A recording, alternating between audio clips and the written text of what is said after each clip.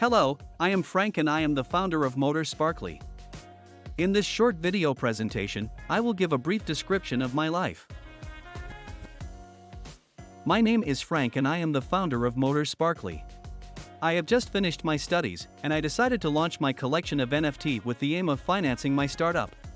I have been in the world of blockchain for several years. I know the world well and I have several investments in crypto and NFT.